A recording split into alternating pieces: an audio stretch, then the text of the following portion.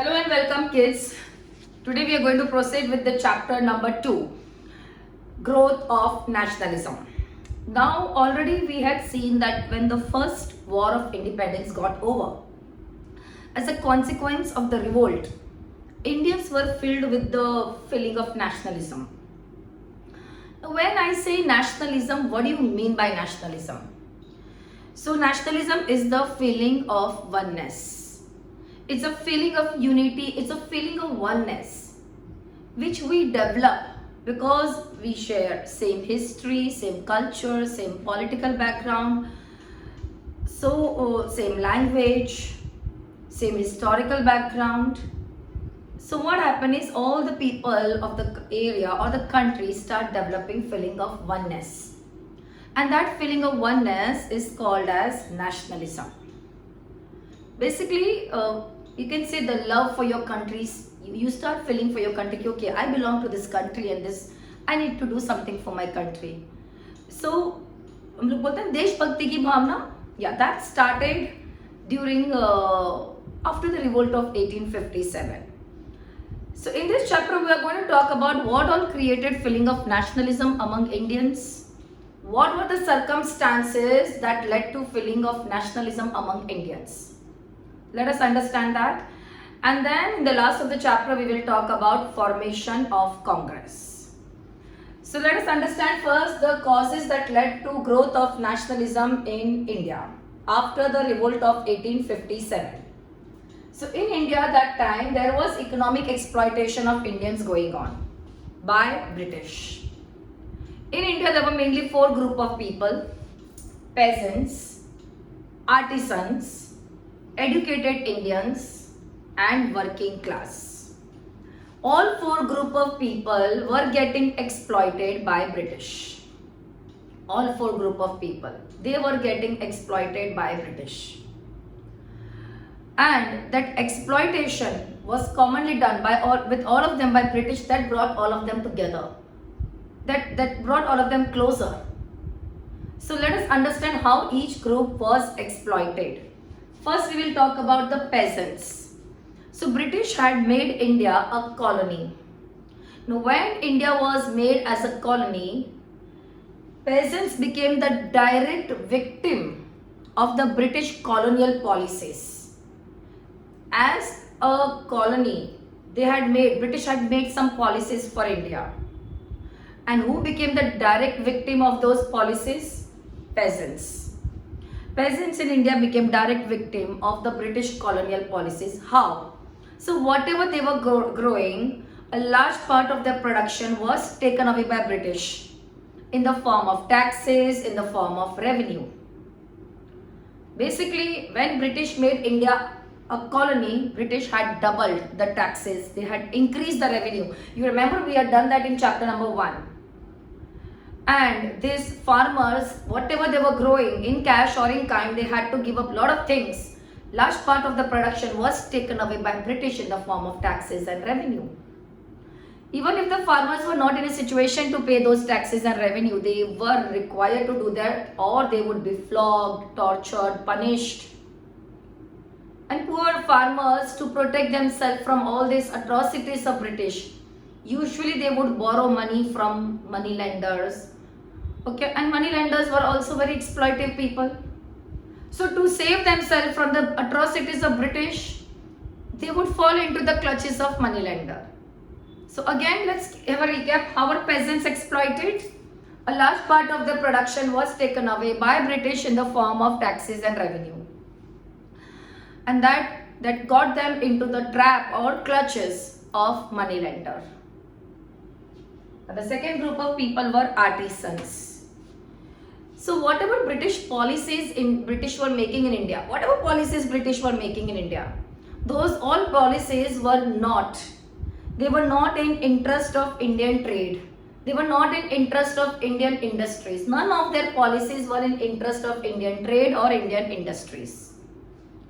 All their policies were purely aiming to destroy Indian industries, and India made that time handicraft industries were very famous. The artisans used to make handicraft items. So artisans, how were they exploited? When British made their policies with respect to trade and industry, they were purely aiming progress of their industries and destruction of Indian handicraft industry. Now Indian people had to compulsory sell their raw material to British at a very low price. Secondly, we were forced to accept ready-made goods of British at a very high price. Also, Indian goods were handmade and British goods were machine-made.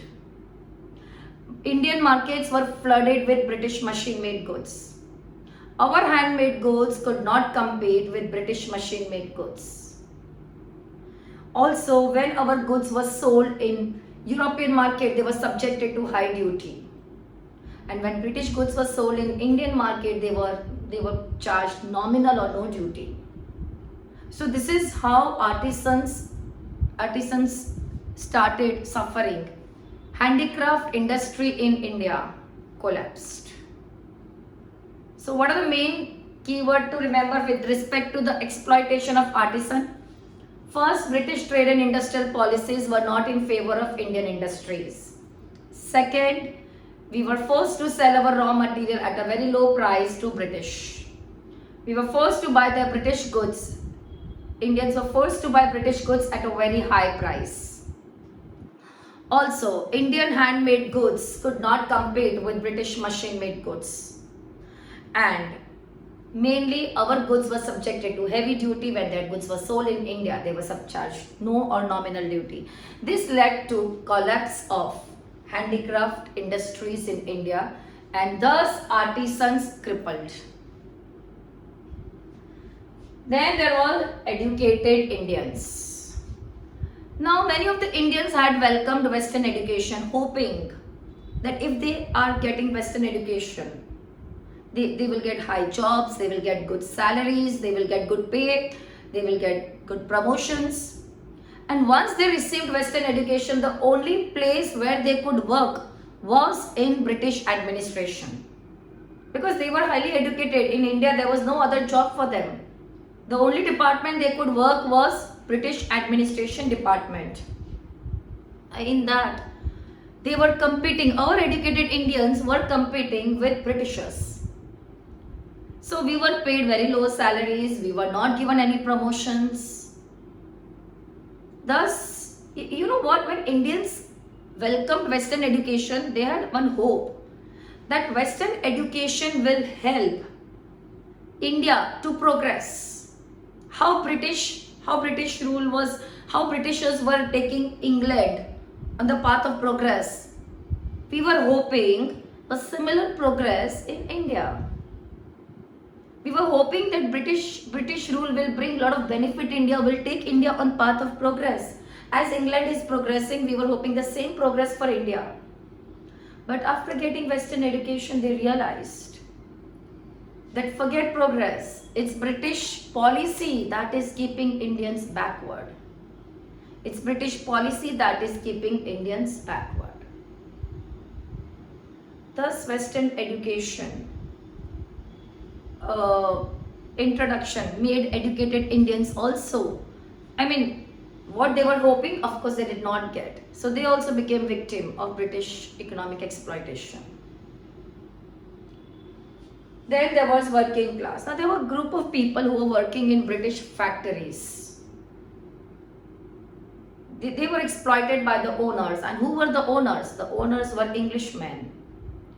Now these people who were working in factories, they were called as working class people. And they were very small in number. They were not too many. But their social outlook was very broad. Their social outlook covered whole of India. Thus, they also played important role in creating feeling of nationalism. So peasants got affected because of British tax and revenue policy. Large part of production was taken away in the form of taxes and revenue. Artisans suffered because forced to sell raw material at a cheaper price, forced to buy finished goods at a higher price. Handmade goods could not compete with British machine-made goods.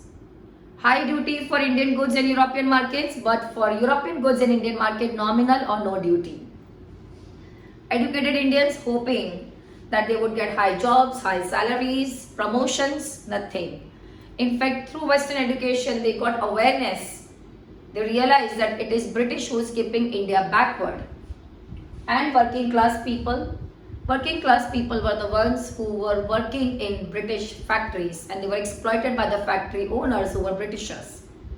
Though they were small in number, but they had a very broad social outlook. Their outlook would cover whole of India, so they played very significant role in creating feeling of nationalism. The second thing that created feeling of nationalism was the repressive policies of Lord Lytton. Now, Lord Lytton is quite unpopular in history of India because of the repressive policies he had introduced. सबसे पहले he came up. So basically, Queen Victoria was proclaimed in the year 1877 as an Empress of India. With that respect, she was proclaimed earlier, but in that honor, a grand Delhi Darbar, in the proclamation of Queen Victoria, a grand Delhi Darbar, a grand feast was organized. A grand celebration was organized in Delhi by Lord Lytton. In that celebration for proclaiming her as an Empress of India, lakhs of rupees were spent. And all that money which was spent was from the revenue of India. In the same year, India was hit by a famine, and they did not do anything to help Indians. They spent nothing to help Indians. Second, Indian Arms Act. British passed a law. Any Indians carrying weapons without license will be a punishable offence. But this law was not applicable on Britisher. Britisher could carry weapons without license. Third, Vernacular Press Act. At that time, there were two mainly newspapers published. One were English, and second were the ones which were published in vernacular languages like Gujarati, Marathi, Bengali, Urdu, etc. And English was understood only by a certain group of people. And many Indians wanted to create awareness among other Indians about the unjust policies of British. So that time newspaper was a good medium to expose the policies of British. British passed a law, Lord Lytton passed a law. Any newspaper which are published in vernacular languages, they were prohibited to publish any material that would create feeling of dissatisfaction in dissatisfaction against British in Indians. Any such material which create the feeling of dissatisfaction, creates a feeling of dissatisfaction in Indians against British, all that material was not allowed to be published in vernacular languages newspaper. But the same material could be published in English newspaper. Now tell me one thing, English was hardly understood by some group of people only. What was the point of publishing in English newspaper when it would not be spreading to large number of people? So Indian Arms Act said Indians could not carry weapons without license, but this was not applicable on British. Vernacular Press Act said nothing could be written against British in vernacular newspaper, but this was not applicable on English newspaper. But then there was Lord Ripon. He realized that this is wrong. So Lord Ripon, he said this Vernacular Press Act is wrong. Newspaper should be given enough freedom, whether it is English or vernacular languages. So he is the one who repealed this act. Please remember the name of this person very well. Then ICS examination.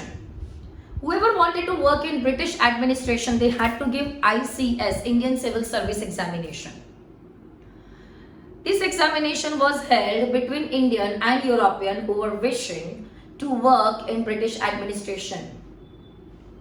Now the age criteria was, maximum age limit was 21 to give these exams. Now Lord Lytton passed a law that Indians will give this exam. For Indians, the maximum age limit was lowered from 21 to 19. But for Britishers, it was still the same. So definitely Indians will find it difficult to clear. They will not be able to clear this exam.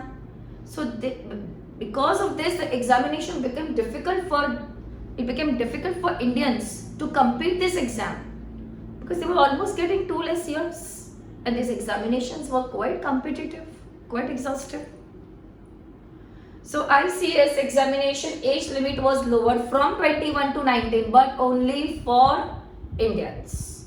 Only for Indians. Import duty.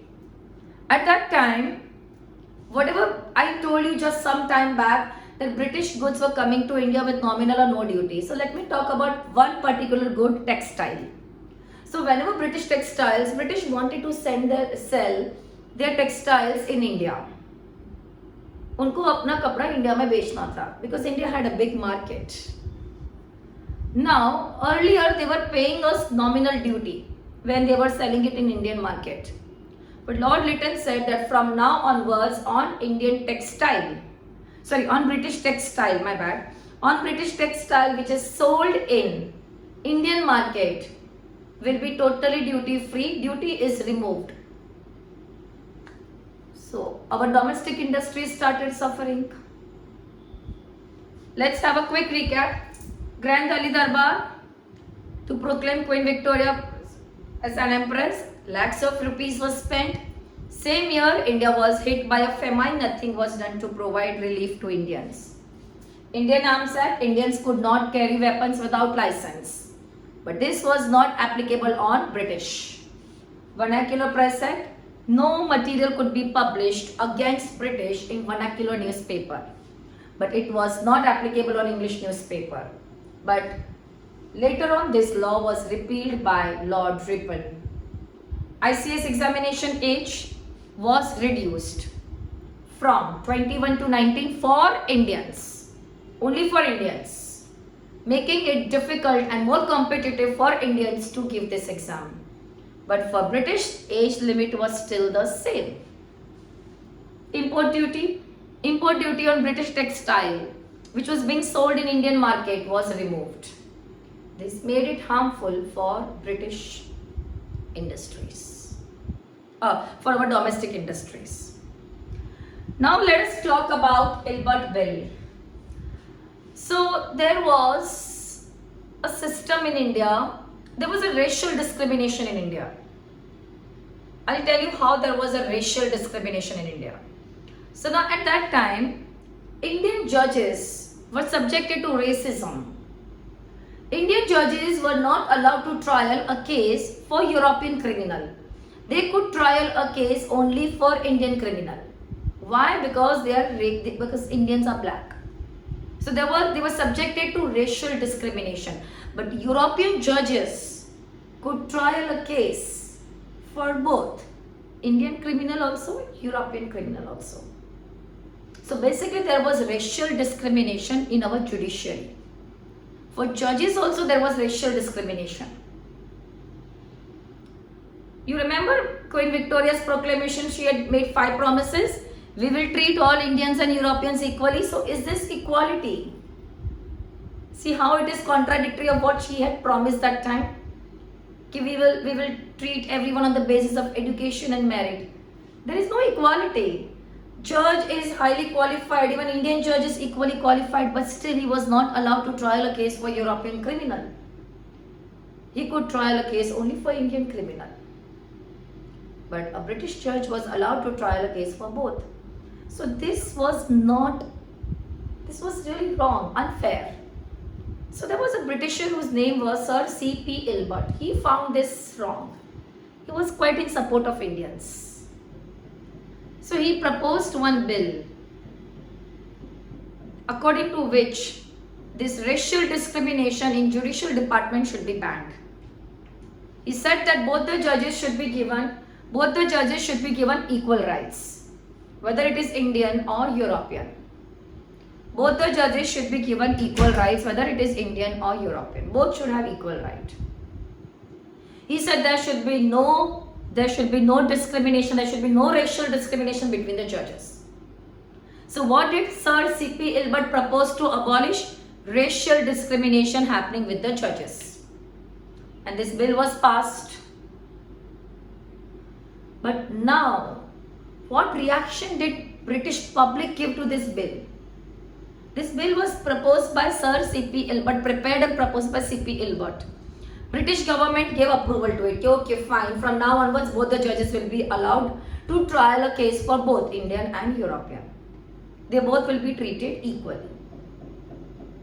But now, something interesting. What happened is, the British public, see, they had a very special privilege. They will be trialed only by the European judge. So this was a special privilege they were enjoying so far.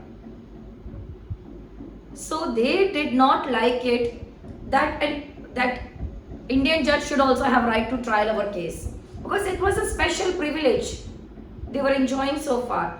So British public they started defense association. They said, no, this is our special right and Indian judge should not be given the right to trial our case. We should be tried only by our European judge. They started agitation against it. They started defense association against it. As a result, British Parliament withdrew this bill. Withdrew it, and again it was like back to what it was. Indian will trial a case only for Indian, European judge will trial a case for both.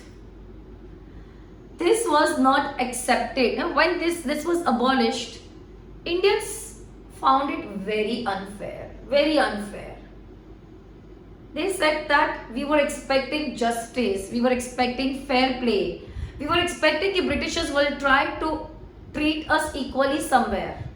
But that did not happen. That did not happen. So it was an eye-opener for Indians that British will never treat us equally. That was also one of the reasons that led to feeling of nationalism.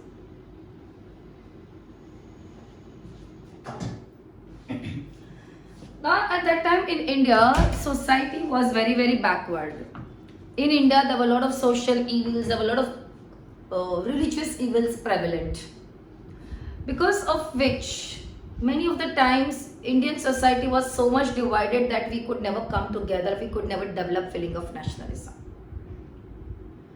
But there were a lot of social reformers who started working and changing all this thing. The most two important from them were Raja Ram Mohan Roy and Jyotiba Phule. So now, with respect to these leaders, you need to know few information very well. For example, which organization, newspaper, book, magazine, all the special contribution by them. That is all you need to remember very well. So Raja Ram Mohan Roy. Raja Ram Mohan Roy was highly educated person. He learnt Quran. He learnt Arabic and Persian so that he can understand Quran in detail. He wanted to study Bible in its original form, so he learnt Hebrew and Latin so that he can understand this very well. He established an organization called as Atmiya Sabha. Now, through this organization, he was criticizing meaningless rituals. He also wrote a very famous book, A Gift to Monotheist. This book is written in Persian. Gift to Monotheist.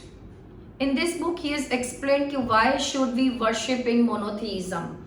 Monotheism means why should we worship only in one God.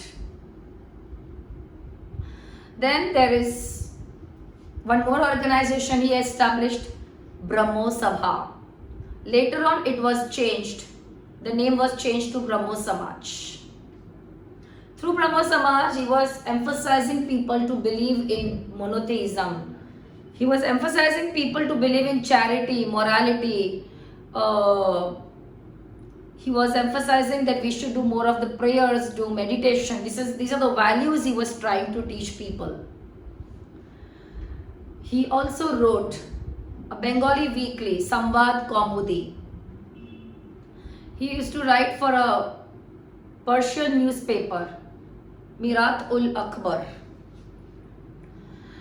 He constantly wanted to work for the rights of women. He was against this parda system. He was against child marriage. He was in support of widow remarriage. He was in favor of Western education for girls. He believed that if girls want to raise their status, they should have right of inheritance in the ancestor property. In fact, Raja Ram Mohan Roy constantly did so much of work that because of his effort, William Bentinck passed a law, Abolition of Sati Act. And that entire effort was because of him. That credit goes to him. In fact, he has done so much of work in Indian society that Rabindranath Tagore has given him the title of Father of Indian Renaissance and Prophet of Indian Nationalism. Very important to remember this title, and they have been given by Rabindranath Tagore. Now Jyotiba Phule was the second person who has also done a lot of work. He was himself from low caste. Since he was from low caste, in his childhood he had suffered a lot. So he was very determined to fight for the rights of lower section of the society. He was always against Hindu caste system because he himself had been victim of them. He started one organization, Satya Shodhak Samaj, through which he wanted to fight for the rights of lower section of society. In fact, Jyotiba Phule, he was in favor of girls' education. He opened girls' school in Pune. But that time people were reluctant to send girls to school. And that too, to learn from a male teacher, they were not in favor of it. So, he taught his wife Savitribai Phule, and they both started teaching in school. And that is how because he wanted enrollment of girls in school so that they get education. He opened orphanage for widow. He started school for untouchables. He started widow remarriage movement in Maharashtra. So he did a lot of work for mainly two group of people, women and lower section of society. He has written a very famous book, Gulamgiri. In that book, he has exposed evils of Indian caste system. In fact, he has said that Indian caste system is an epitome of slavery. In that book, he has explained how Indian caste system is an epitome of slavery. So the work done by these social reformers played very important role in making our society devoid of caste, devoid of religion. I mean, our society now was not divided. So we started getting feeling of nationalism. Then comes role of press, newspaper. Amrit Bazar Patrika, Times of India, Tribune, Statesman. So many newspapers were published at that time. Newspaper played very important role in creating feeling of nationalism.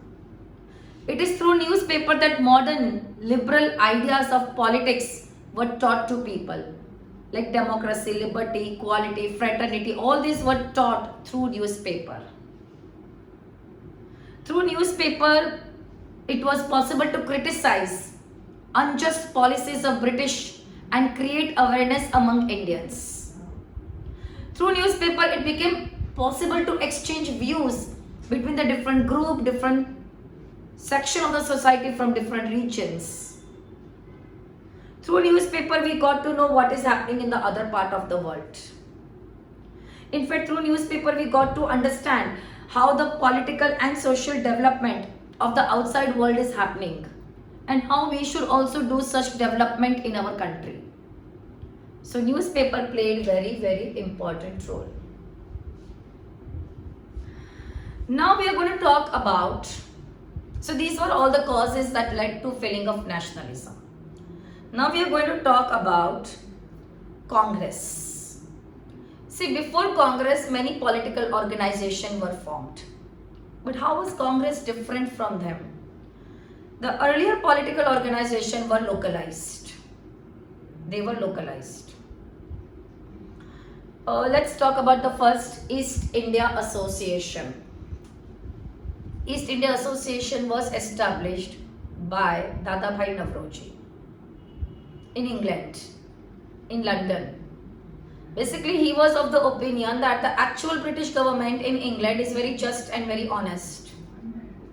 If they would get to know about us, they will definitely do something for us. So through this organization, he wanted to present grievances of Indians.